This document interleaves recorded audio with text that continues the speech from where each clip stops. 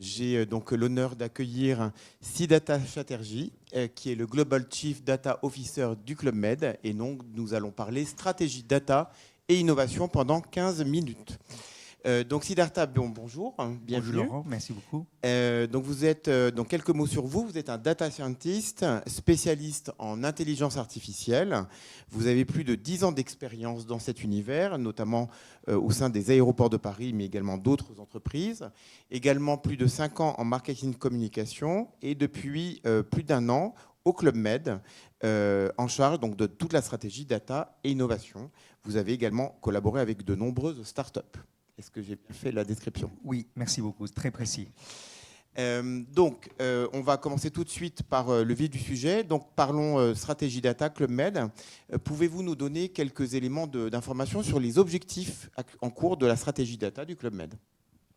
Oui, du coup, avant les objectifs, je vais quand même préciser en fait qu'en 2020, l'entreprise Direction Générale a lancé une transformation autour de la data et l'intelligence artificielle. Et c'était un moment qui était très compliqué pour nous parce qu'il y avait Covid et tous nos villages étaient fermés. Première fois dans l'histoire du Club Med. Et du coup, la première décision était de monter une data factory en temps réel avec presque toutes les données de l'entreprise et une refonte totale de cette infrastructure afin de lancer multitude de cas d'usage au service de nos clients et collaborateurs. Plus précisément, les objectifs, on en a trois. Donc, un premier objectif, c'est de travailler en fait plus en plus la valeur vie du client. En anglais, on dit Customer Lifetime Value. Pas avoir trop d'approche court-termiste, mais une approche en fait vraiment personnalisée à la fois sur le marketing commercial, même l'expérience en village, via les techniques de la data, mais également la digital. Et ensuite, on a un deuxième objectif qui est comment créer de l'efficacité, aider en fait tous nos géos et nos GE gagner en productivité via des outils de self-service, des outils data puissants, pourquoi pas l'intelligence artificielle. Et ensuite, un troisième objectif, il est en fait une responsabilité de mon département. Mon département, c'est mener en fait innovation de pointe, parce qu'on n'a pas vraiment un département d'innovation. Et du coup, c'est la direction data en fait qui essaie de pousser en fait, parce que c'est dans l'esprit valeur du Club Med, pionnière. Et du coup, dans la technologie aussi, il faut qu'on soit pionnière. Donc, c'est une stratégie ambitieuse. Pour mener tout ça, quels sont les moyens, notamment en particulier les moyens humains, que vous avez à votre disposition ? Comment ça s'organise en interne ? Du coup, moi, j'ai une équipe de 40 personnes à Paris. Et puis j'ai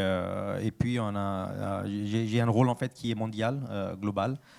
Du coup, entre 15 et 20 personnes à l'étranger qui ne sont pas rattachées à moi directement, mais ils travaillent avec mes équipes et ils font partie en fait de la communauté data et IA. D'accord. 40 personnes, c'est beaucoup, donc c'est beaucoup Pas de gens assez. à manager. Il faut encore beaucoup de travail. Est-ce que vous avez déjà commencé à obtenir certains résultats dans cette mise en place de stratégie, déjà en termes d'appropriation de la data au sein du Club Med, de façon de travailler ? Est-ce qu'il y a déjà des premiers résultats ? Bien sûr, le premier résultat, c'est quand même l'enthousiasme en fait des collaborateurs, parce qu'ils sont contents que des choses bougent, on a des nouvelles outils qui simplifient la vie. On est aussi en train de refaire toute notre stratégie de business intelligence avec des outils en fait de DataVis nouvelle génération. Et puis effectivement, on a aussi des résultats business via d'intelligence marketing ou intelligence consommateur où on essaie de personnaliser en fait nos communications et qui génèrent des croissances. Et ensuite, on est en train de aussi travailler plus en plus le sujet intelligence artificielle et on commence à avoir quelques premiers résultats. Alors, faisons un focus sur l'intelligence artificielle. On parle évidemment beaucoup des nouveaux outils, ChatGPT et autres. Comment est-ce que vous vous positionnez vis-à-vis de ces évolutions et comment vous investissez dans cet univers ? En fait, personnellement, l'intelligence artificielle, ce n'est pas un nouveau sujet. Ça existe depuis presque 70 ans. Je me souviens en fait qu'il y avait déjà en 1950, il y avait un ordinateur qui pouvait jouer aux échecs Voilà. Du coup, c'est pas un nouveau sujet, mais aujourd'hui, il y a quand même un moment en fait comme l'iPhone. Technologie. Voilà. Aujourd'hui, on est en mesure en fait de développer des choses avec moins de complexité et moindre coût. Et du coup, il y a un côté plateformisation de l'intelligence artificielle qui n'était pas le cas avant, et c'était beaucoup plus complexe. Et du coup, on est en train de regarder sérieusement. Je pense que tous les actualités en fait autour de l'IA générative nous aident à gagner vis-à-vis de l'acculturation des collaborateurs, parce qu'avant, il fallait passer beaucoup de temps à expliquer des choses. Aujourd'hui, des gens, ils apprennent eux-mêmes quand ils lisent dans les journaux, etc. Ils regardent dans les actualités. Et du coup, nous, on traite sérieusement. On est en train de mettre en place une stratégie des cas d'usage. Et puis surtout, une stratégie en fait, qui soit vraiment drivée par l'éthique de l'IA, parce que Club Med, c'est quand même une entreprise très humaine. On est positionné en fait dans l'haut de gamme, côté luxe, et du coup l'humain va toujours rester au centre de nos activités, mais il y a quand même beaucoup d'opportunités pour justement augmenter et aider en fait nos collaborateurs à aller plus loin et fournir un service plus adapté à nos clients. D'accord. Donc en quelque sorte, pour gagner en productivité, répondre mieux aux besoins du client, mais toujours en gardant la main sur l'outil technologique. C'est ça, exactement. Et c'est une terminologie utilisée par Microsoft aussi. En fait, cette technologie, c'est vraiment un copilote de l'humain. En fait, c'est comme un assistant. Si on posait une question à quelqu'un, est-ce qu'il peut tout faire en 24 heures? Non, ils ne peuvent pas. Du coup, donc comment on peut faire plus sans travailler plus? Donc c'est l'avantage en fait de ces technologies. Pour nous, si on parle des cas d'usage, on en a plusieurs potentiels. Donc il y a un cas d'usage bien sûr des bots pour augmenter en fait le self-care soit côté client ou même collaborateur. Donc il y a des bots, et puis ces technologies de IA générative permettent aussi de chercher d'informations. Aujourd'hui, en fait, les informations sont souvent non structurées. Ils sont partout dans les fichiers Excel, dans les fichiers Word, etc. Contrat. Donc, potentiellement, comment aider en fait les collaborateurs à retrouver ces informations beaucoup plus rapidement, juste en langage naturel. Ça peut aider à la fois pour les nouveaux collaborateurs qui arrivent, qui ne connaissent pas le boîte. Donc, ils peuvent apprendre plein de choses rapidement. Et ensuite, le troisième, c'est bien sûr comment augmenter la créativité et produire des contenus dans les langues différentes, pour les pays différents, sans tout changer en fait à la main. Et pourquoi pas personnaliser en fait du contenu pour nos GM en fonction de leurs attentes. Et du coup, voilà, donc on peut générer du contenu à très grande échelle. Mais tout ça, on est en train de vraiment poser et imaginer, parce que même si ces technologies sont très puissantes, il y a aussi des faiblesses. Oui. Des fois, ils peuvent être aléatoires, et puis il faut aussi faire attention, en fait, comme on disait, à une supervision humaine. Voilà. Du coup, vous avez parlé dans votre présentation de réglementation. Est-ce que pour vous, la réglementation de type RGPD ou sur la protection des données est une contrainte? Comment est-ce que vous gérez ces sujets-là? Non, RGPD n'était jamais un contraint. Moi, même avant Club Med, quand j'ai travaillé pour Groupe ADP, RGPD est arrivé, et j'ai trouvé en fait c'était vachement clair comme réglementation. Et avant, on devait en fait, avant de lancer des projets compliqués autour de données personnelles, il fallait avoir des autorisations d'ECNIL, et des autorisations, ça prend très longtemps. Mais RGPD, en fait, il donne la responsabilité à l'entreprise pour bien protéger en fait ces données. Donc, je pense que la réglementation est claire, et au Club Med, la data, en fait, au début, c'est vraiment pour sécuriser le séjour du client. Donc, c'est vraiment, en fait, le premier objectif. Après, on utilise ces data pour fournir un service qui soit exceptionnel pour nos clients, mais jamais, en fait, on utilise le mot, en fait, on cultive la data, on ne les exploite pas. pour les clients. Et puis, on a une approche qui est privacy by design. Ça veut dire qu'avant de lancer moindre projet, en fait, on va poser la question, quelle est la finalité du projet? Pourquoi on fait ce projet? Et puis, est-ce qu'il est dans l'intérêt légitime de l'entreprise?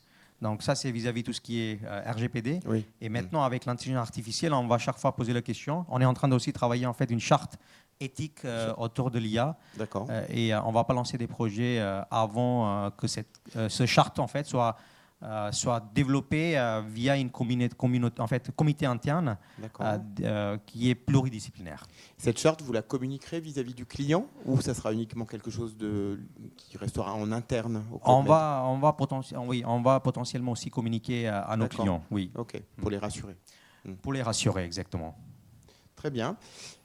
Pour parler maintenant plus innovation, start-up, on a des start-up dans la salle, donc quelle est votre stratégie d'innovation ou comment vous gérez l'innovation au sein du Club Med?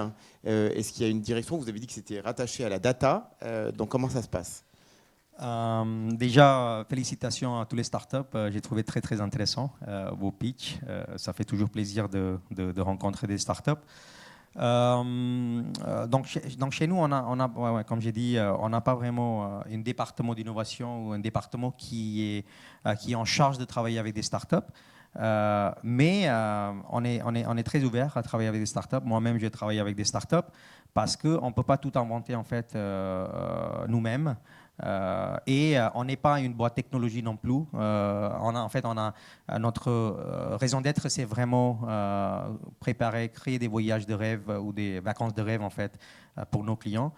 Et du coup, chaque fois, en fonction d'un point de douleur de client ou collaborateur, s'il y a un start-up qui peut nous amener en fait, qui peut nous permettre d'aller plus vite, gagner en vélocité, et puis amener aussi de l'innovation, on travaille avec eux. Mais alors, comment vous les identifiez en termes de sourcing? Est-ce qu'il y a des gens spécialistes du sourcing de start-up chez vous ou ça remonte de tous les villages, toute la société? En fait, on a un département qui s'appelle Produits et Services, qui sont en charge de toutes les prestations dans les villages. Donc, eux, ils font quand même une veille en permanence des startups. Après, notre département d'achat aussi, c'est assez ouvert, écoute du marché des nouveaux startups. Et puis après, il y a toujours bouche à oreille où on commence à, voilà, quand il y a des startups intéressants, soit on va les contacter ou sinon, souvent dans les salons, des événements comme ça, on rencontre des startups. Très bien. Alors, une fois qu'une startup a été identifiée, sourcée, comment ça se passe? Quels sont les modes de collaboration avec les startups? Est-ce que vous avez un cahier des charges, une méthodologie de collaboration avec une startup? Le méthodologie, il est vraiment en fait de commencer avec un proof of value, c'est-à-dire que déjà avant de commencer de trouver en fait un fit entre l'entreprise et la start-up vis-à-vis en fait le bonne passant nécessaire côté start-up et ensuite quel problème on est en train de résoudre via la technologie ou la prestation. Après, voilà, on lance un POC, moi j'aime bien appeler Proof of Value, pour prouver en fait la valeur de la solution ou la prestation. Et une fois il est prouvé, après on va essayer d'industrialiser la solution. Et avant l'industrialisation, effectivement, la contractualisation, il est très important. Oui. On va travailler un modèle économique et aussi la rentabilité du projet. D'accord. Est-ce qu'il y a des personnes spécifiquement en charge de ça chez vous? C'est plutôt le département d'achat, ouais. D'accord. Oui. Et département d'achat et plus spécifiquement le responsable en fait des prestations intellectuelles. D'accord. Oui. Ok, très bien. Je pense qu'on a fait le tour de cette. Est-ce qu'il y avait d'autres choses que vous souhaitiez aborder sur la data, l'innovation? Je pense que l'innovation, il est quand même en fait aujourd'hui dans ce monde, il est primordial et on devrait innover au sein de l'entreprise. Et je ne pense pas que l'innovation c'est un département responsabilité. Je pense que tous les départements, tous les collaborateurs d'une entreprise devraient innover. Et personnellement, je crois beaucoup en fait dans tout ce qui est open innovation, intelligence collective. et innover en fait avec beaucoup de monde. Donc l'innovation, c'est un état d'esprit. C'est un plutôt état que d'esprit, exactement. les techniques. Oui. Très bien. Peut-être on va se retourner vers la salle. Est-ce qu'il y a éventuellement une ou deux questions au Club Med à poser? Oui, bonjour. Vous avez Bonjour. évoqué l'utilisation des intelligences artificielles génératives pour produire du contenu à l'échelle, donc par exemple en le traduisant ou en l'adaptant aux clients. Et ma question, c'est, vu qu'elles sont difficilement contrôlables sur la fiabilité de leur génération, est-ce que vous avez mis en place des procédures de validation avant de les déployer? On est en train de tester. On n'a pas encore déployé. Il est assez nouveau, le génératif. Mais on est en train d'étudier. Et effectivement, comme j'ai parlé, en fait, notion de copilote. Donc, on va pas, même si on arrive à générer à grande échelle, je pense qu'au début, ça va être validé par un humain. Et le contenu sera lu par un humain pour valider en fait qu'il n'y a pas de problème. Merci beaucoup. Merci beaucoup. Merci.